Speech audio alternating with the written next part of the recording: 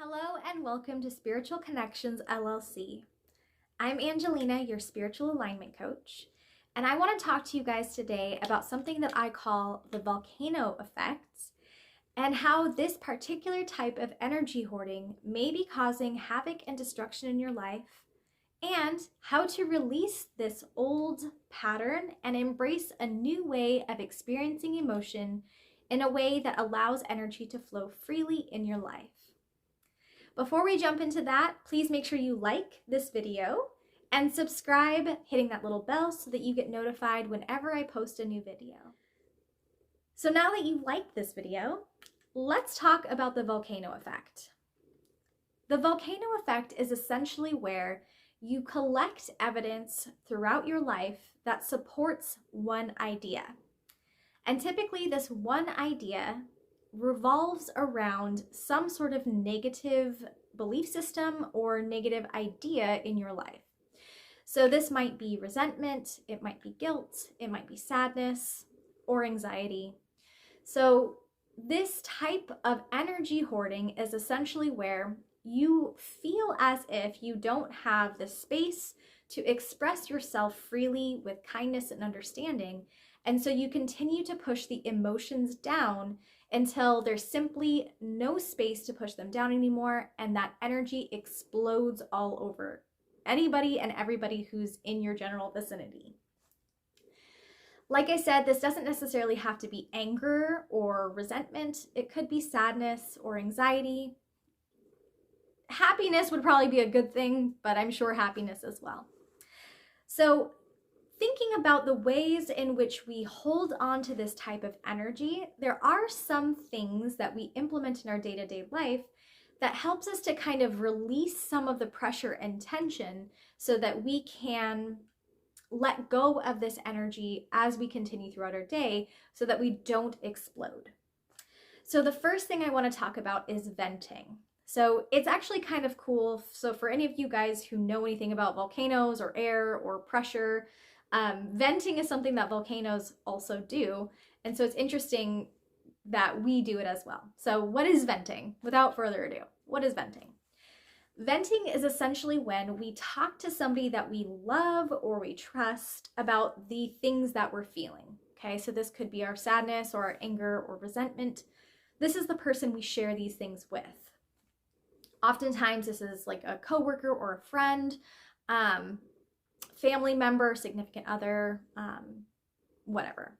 Some people do this with their pets, but anyway, I digress. So thinking about what does venting serve you? So this is a way for us to talk to other people about how we feel in a way that is safe. So we know that the person that we're talking to is probably going to either support us, right?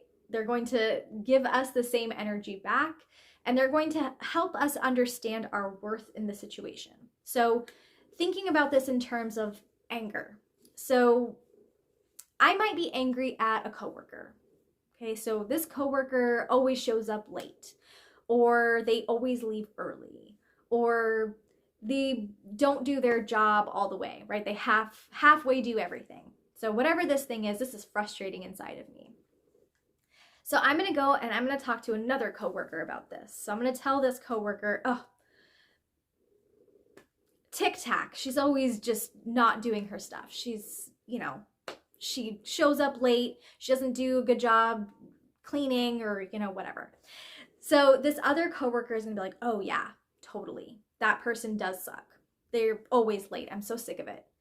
So now what I've done is I've just taken my energy and somebody else's energy, and I'm going to store that.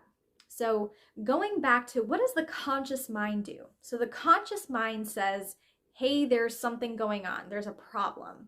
I'm noticing that there's a problem because I'm unhappy in some way. Now the subconscious mind has to collect evidence that supports what the conscious mind is saying and doing. Okay, because remember, the subconscious mind will never make a liar out of you.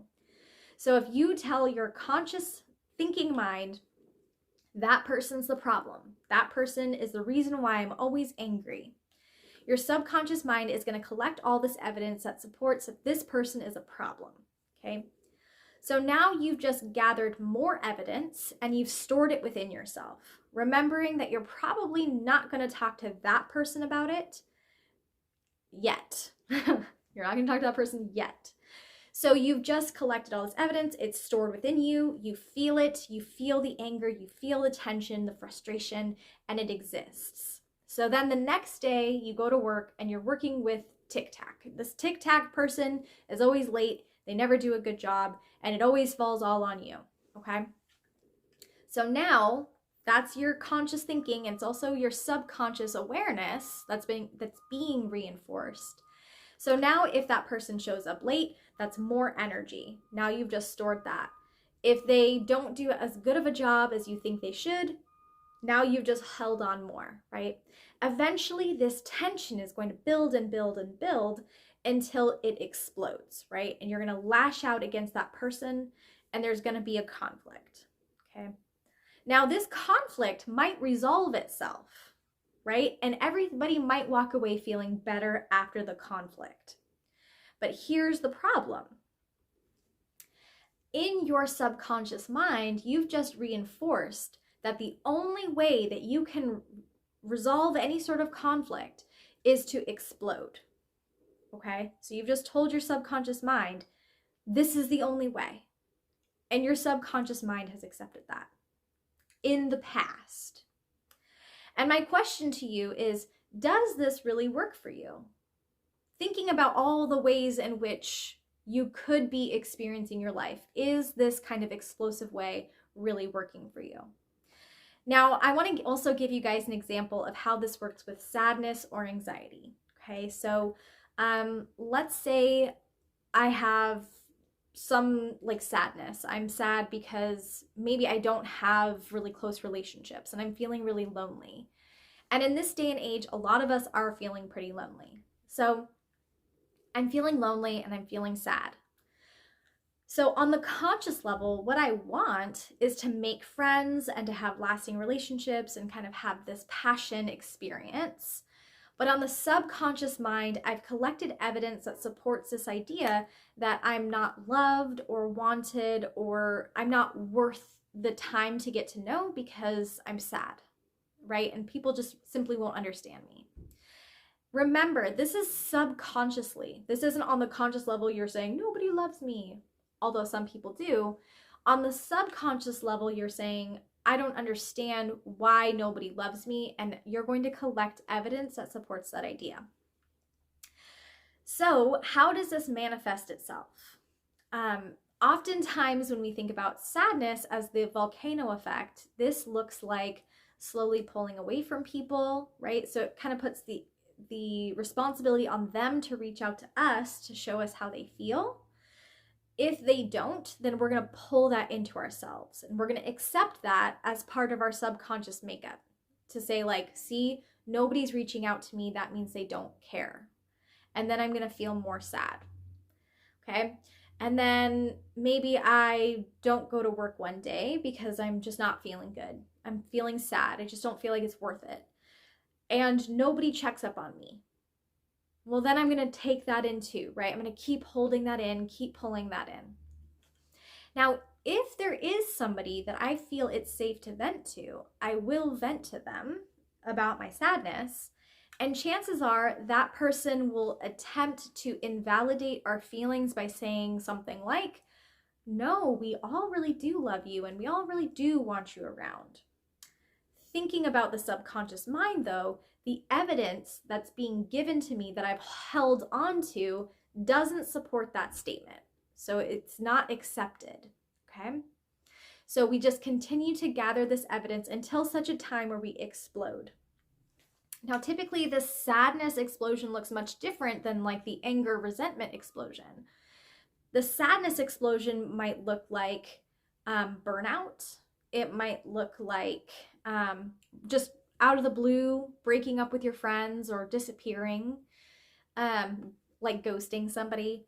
It might look like having sort of a breakdown. It might look like starting these big projects, new projects, and just kind of burning out from those as well. There's lots of different ways in which the volcano effect might present itself, okay? So If you are in the volcano effect, it's okay. We all experience this. The fact is, though, we can actually break out of it.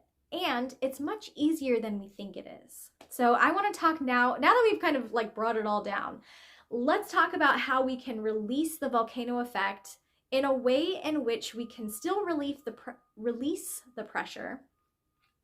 We can still do the venting in a way that's productive, and we can come out the other side with new ideas, new evidence that supports a different way of processing and experiencing these moments, right? These moments of invalidity, etc. Okay, so first of all, I want to talk about venting and processing. Okay, so there's a difference between venting and processing. Venting is where we are resolved in our feelings and we are not open to other options, okay? So going back to kind of the sad example, so if I've already collected all my evidence, then somebody else coming in to say, no, that's not how it actually is, won't be accepted. So if I'm venting, I'm not open, okay? So I'm holding. If I'm processing, I'm open. So I'm saying, this is how I'm feeling. I'm not sure if this is accurate. I'm also not sure what I can do differently or what I need from somebody else, but this is what's happening and I'm looking for insight, okay? So this feels really like semantic-y, but it's a really important nuance because one thing is closed and holding, the other one is open and releasing, right? So I'm gonna say to this other person, like, okay, my coworker is really frustrating me. What are some things that I can do to relieve this pressure and to like become closer with this coworker? It doesn't mean I have to be their best friend. It just means I want to be able to stand being around this person without holding energy that doesn't serve me, okay? I hope that makes sense, the difference between venting and processing, okay? Now, when you are processing, what often happens is that there's some sort of aha moment, okay?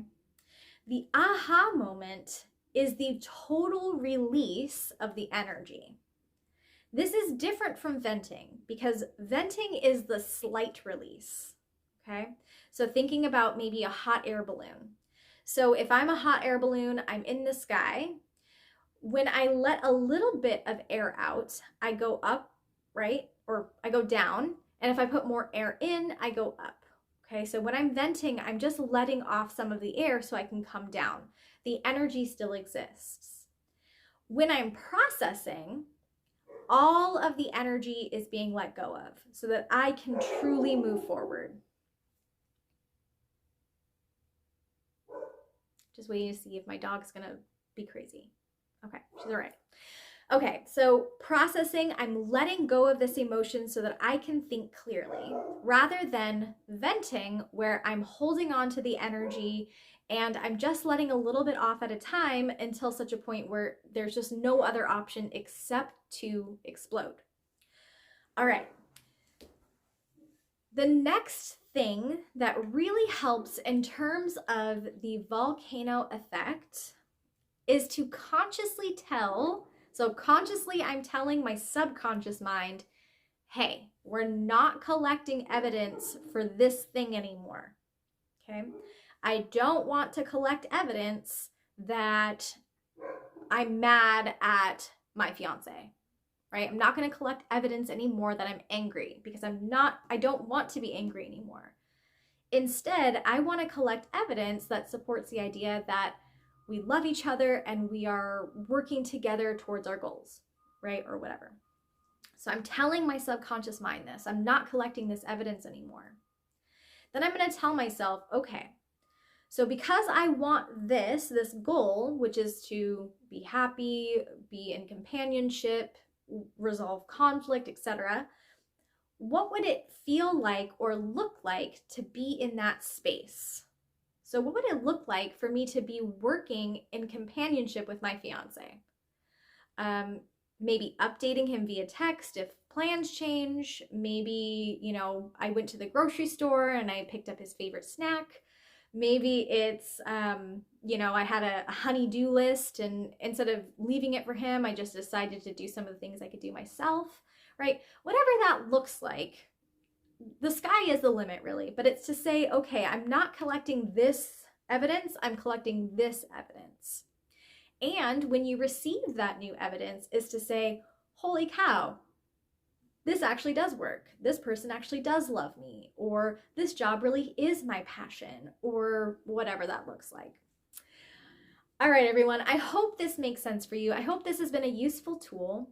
Let me know in the comments. Also, please feel free to like this video so that you can get notified, and subscribe so that you get notified of more content as it comes available to you.